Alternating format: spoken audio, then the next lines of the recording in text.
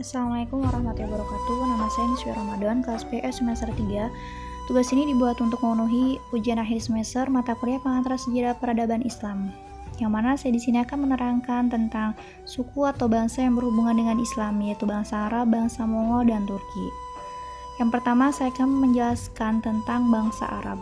Bangsa Arab adalah sebuah negara yang terletak di Asia Barat Daya, negara terbesar di Jazirah Arab, berbatasan dengan Teluk Persia dan Laut Merah, serta utara Yaman. Bangsa Arab mempunyai akar panjang dalam sejarah. Mereka termasuk ras atau rumput bangsa Kaukasoid.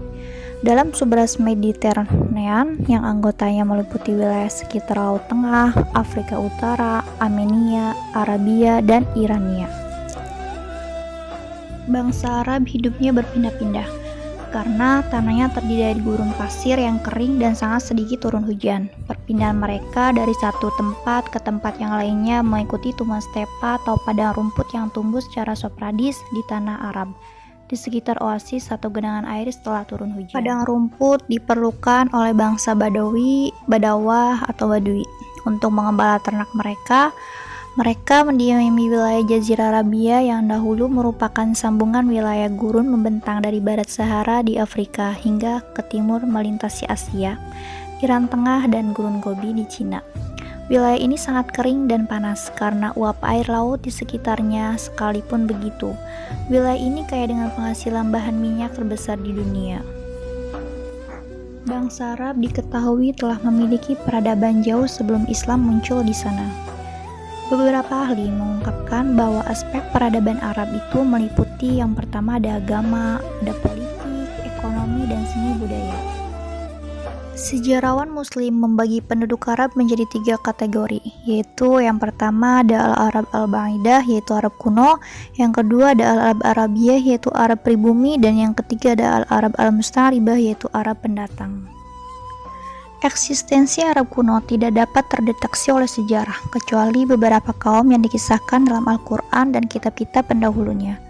Adapun Arab pribumi adalah 2 golongan besar, yaitu Qotniyun dan Adnaniyun, yang berasal dari Yaman dan merupakan keturunan Nabi Ismail alaihissalam yang berdiam di Hijaz, Tahama, Najd, dan Palmerah dan sekitarnya. Dari segi tempat tinggal, mereka dibagi ke dalam 2 kelompok besar, yaitu ada Al-Hadarah, penduduk kota, dan Al-Badiyah, penduduk gurun pasir. Kedua kelompok ini banyak perbedaan dalam peranata sosial, tata cara, ekonomi, dan politik yang dipengaruhi kondisi geografi dan kondisi alam di mana mereka tinggal. Bangsa Mongol, dengan kondisi lingkungan geografis yang mereka tempati, padang rumput yang sangat luas di Asia Tengah selama ribuan tahun telah menjadi tempat tinggal bagi suku-suku nomad, termasuk ras Mongolia atau ras kuning. Mereka selalu berpindah-pindah dari satu tempat ke tempat lainnya bersama dengan kuda, sapi, domba, dan hewan ternak lainnya. Mereka tinggal di dalam tenda dan kereta gubuk. Kesederhanaan adalah aturan hidup mereka karena profesi mereka yang terdiri sekumpulan hewan ternak, pakaian, dan senjata. Bekerja menggembala menggunakan kuda membuat mereka terbiasa dengan kelelahan dan penderitaan, dan penggunaan senapan sehari-hari membuat setiap orang menjadi prajurit.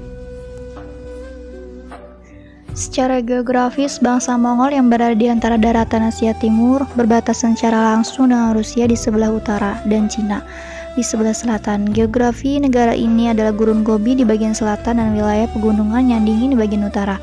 Sebagian wilayah Mongolia sekarang terdiri dari gurun pasir. Titik tertinggi di Mongolia adalah Bukit Kuiten di Tavanbog dengan ketinggian 4.374 meter di atas permukaan laut.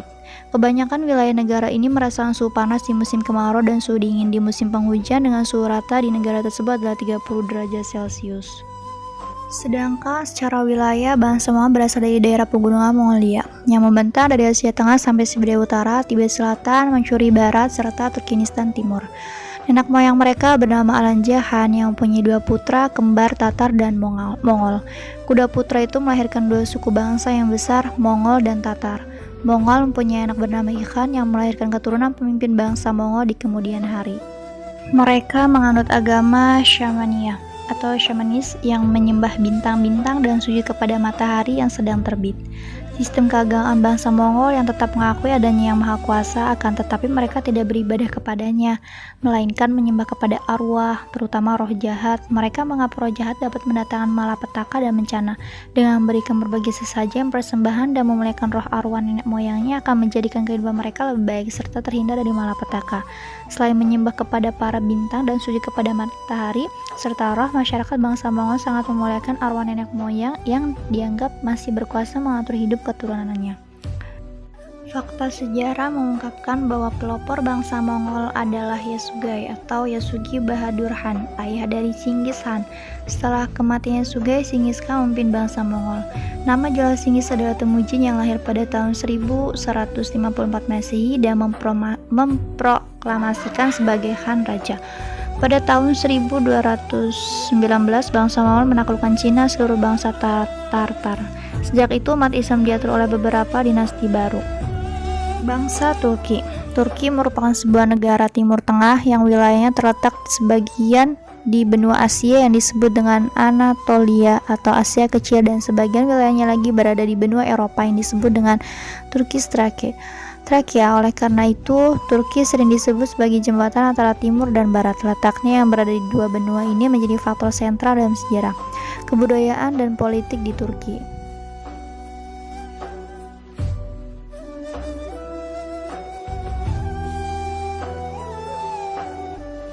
Turki diperkirakan merupakan cabang dari sebuah rumpun bangsa yang dikenal dengan Ural-Altaik atau disebut juga dengan rumpun bangsa berkulit kuning.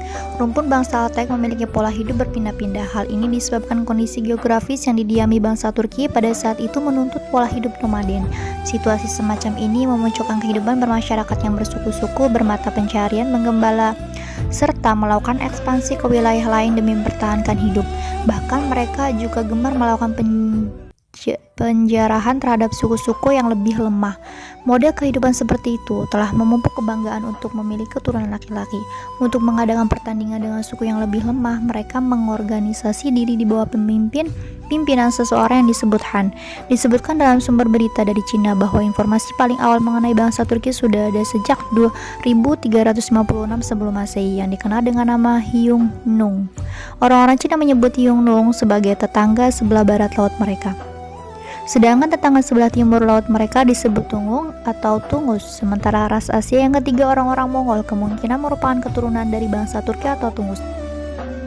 Terima kasih. Wassalamualaikum warahmatullahi wabarakatuh.